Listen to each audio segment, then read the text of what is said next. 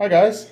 I hope you're all having a good week this week. I hope everybody's ready for the Bulldogs to go to state this weekend. I know it's going to be an early rising day, but it should be a great day. Um, this time we're going to talk. We're going to continue to talk about Genesis chapter 2. Last week we talked about verses 1 through 9. We're going to pick up now. We're not going to do many verses. We're not going to finish chapter 2 by any means today, but we're going to pick up in verses 10 through 14. I'm just jumping right into it today, so I hope you don't mind that. But we're going to talk. The 10 through 14 talks about the location of the Garden of Eden. Let's read that passage a minute. So Genesis chapter 2, verses 10 through 14. A river watered the garden, or watering the garden, flowed from Eden. From there it was separated into four headwaters. The name of the first is the Pishon. It winds through the entire land of Havilah, where there's gold. The gold of that land is good. Aromatic resin and onyx are also there. The name of the second river is the Gihon. It winds through the entire land of Cush. The name of the third river is the Tigris. It runs to the east side of Ashur.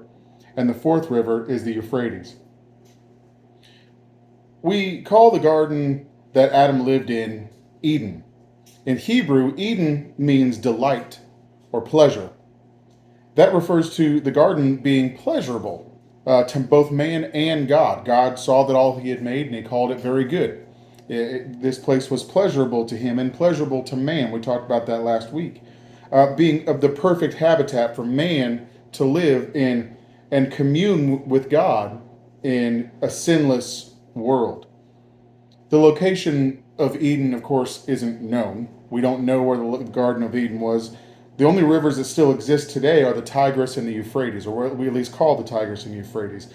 The Pishon and Gihon, most scientists think that those ancient rivers ran dry at some point in history, but what we have to remember is that all this was pre-flood. The flood changed everything. It changed the landscape of the earth. It changed everything that there is to be about the earth. This was a pre-flood world here in Eden. So really, to be honest, if we're completely honest, we don't even know for sure if what we know as a Tigris and the Euphrates were actually the original Tigris and Euphrates. We don't know that they had the same path. We don't know if they were in the same location. So we don't really know where Eden was. Like we talked about last week, there's some people who think it might be in the Red Sea somewhere. There's some people that might be by the Black Sea. I'm sorry, not the Red Sea, the Persian Gulf. There's some people that think it might be up north by the Black Sea. We don't know where it actually was, but there's not really a whole lot to say about that. We did have a question on Wednesday about verse 12, where it talks about Havilah, it's about the gold of the land was good, and aromatic resin and onyx are also there. Why that was put in there? We kind of came to the conclusion that it could have been some sort of marker to the people, to the original audience of this, so they know, okay, you know where that happened, or you know where that is. It was somewhere around there. Kind of like somebody asking directions to your house, and you go, well, if you go past the red barn, you've gone too far. Um, you know, it says aromatic resin. When you smell this resin, it was around there. So it could have been that. Anyway, let's move on from that to let's look at verse 15. It says the Lord God took the man and put him in the Garden of Eden to work it and take care of it. So from that verse, what was the man put in the garden to do? What was Adam put there to do? He was there to work it and take care of it. A lot of the time, when we have this image in our head of the Garden of Eden in the pre-sin world, we imagine Adam in the Garden of Eden just lounging around or just strolling around the garden talking with God day and night. But obviously that wasn't the case. Adam's perfect existence before the fall even was still working. Work is good for you. We know that. Having tasks to complete, things to exercise your body and your mind. If work was a part of the perfect world, surely then work's good for us after the fall too.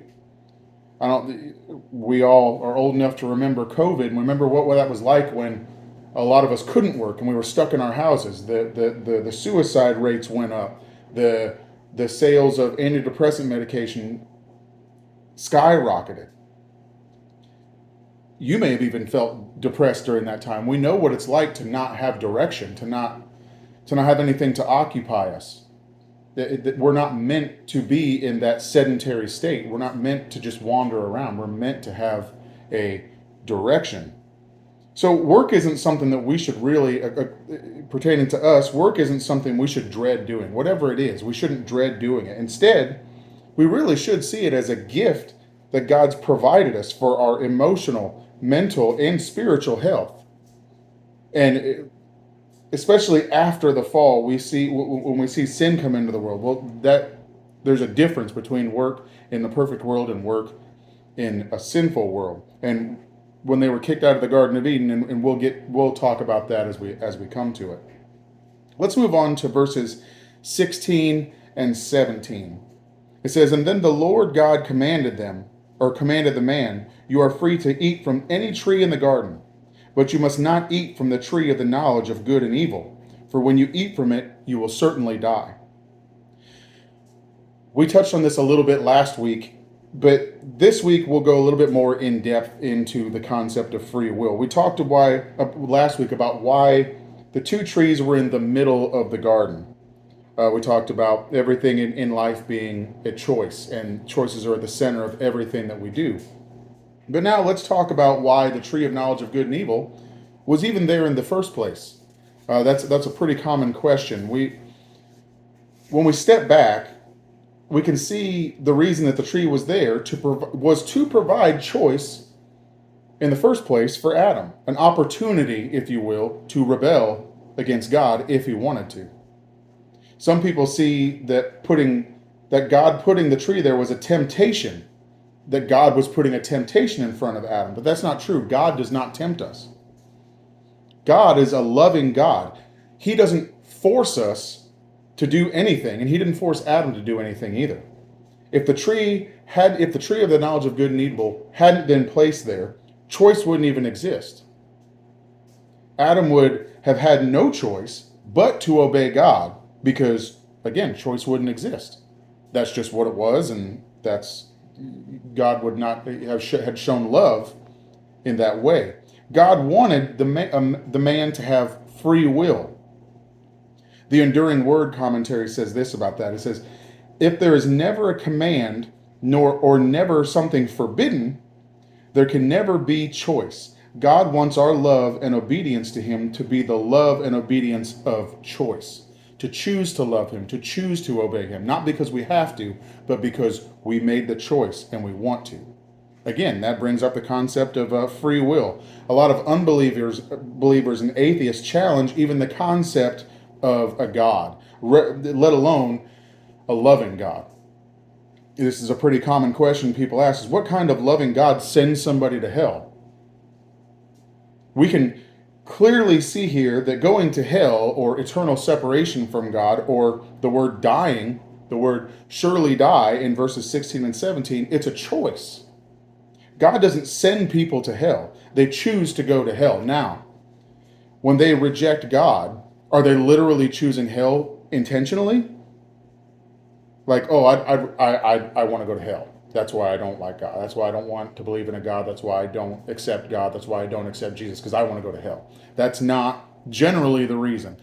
Obviously, there are some crazy exceptions, but I don't think generally people are literally choosing hell over God. I think they choose to reject God because they don't want what he has to offer.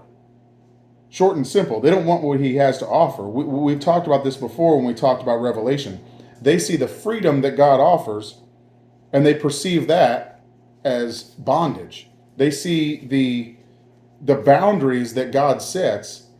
They see them as almost a cage that they want to stay out of. They don't want to be in that cage. Again, we see it as freedom. They see it as bondage. Why would I not be able to do anything I ever wanted? What kind of loving God doesn't want me to seek happiness right now in anything I can? Some people have a distorted view of that's what God does. He wants them to seek happiness right now, no matter what it is, and you're fine, and just do it and ask forgiveness later. That's a skewed version of God's character. But in short, they're blinded to the fact that God gave us choice. He didn't force us to obey or even to believe. Not even in the perfect world. But just like in any other choice, there are things that happen because of the choices that we make. In anything.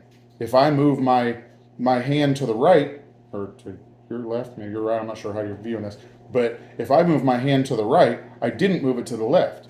There's a chair right next to me, so I didn't hit this chair that's next to me. I hit nothing.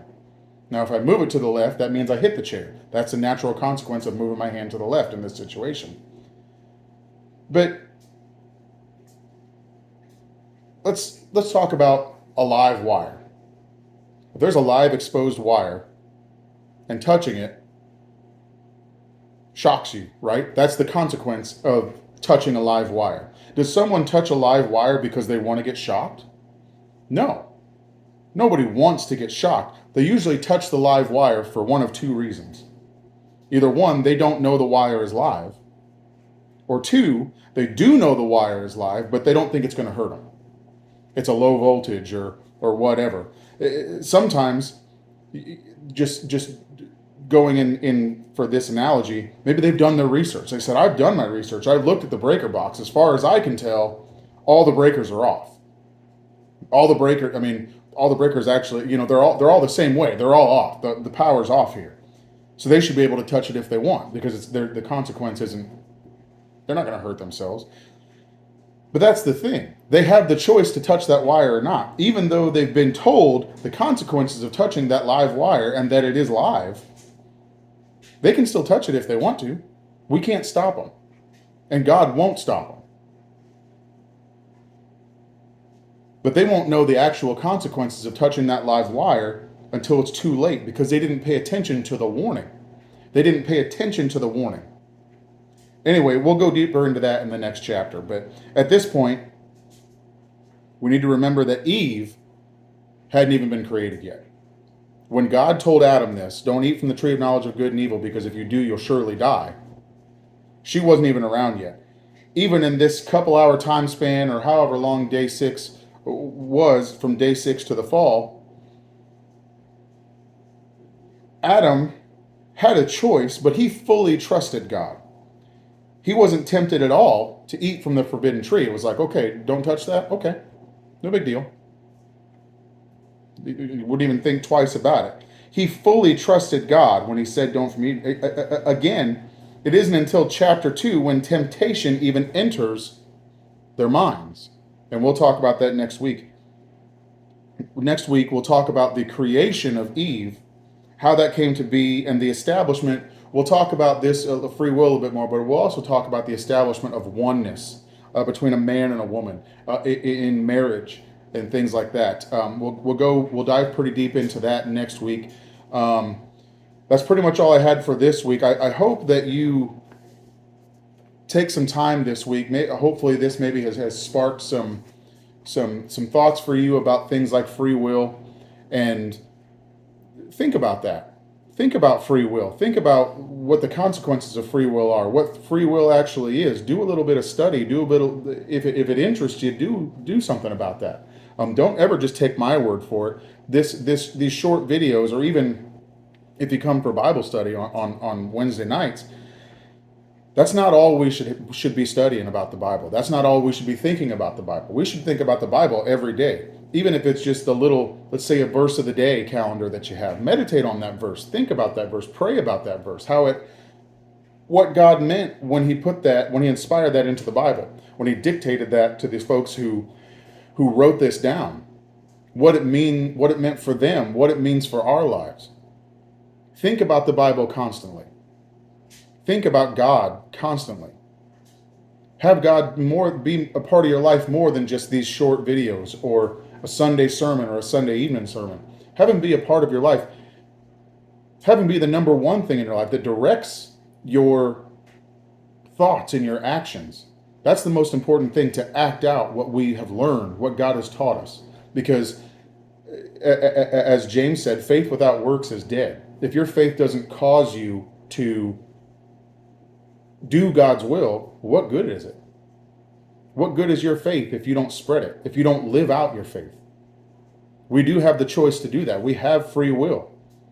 But again, that live wire, if you're watching this and you've made it this far, you've been warned. You've been warned that faith without works is dead. That the liar is wide. You can still touch it if you want. You can sit in your bubble and think about God all you want and all this kind of, but he gave us a charge. He gave us a commission.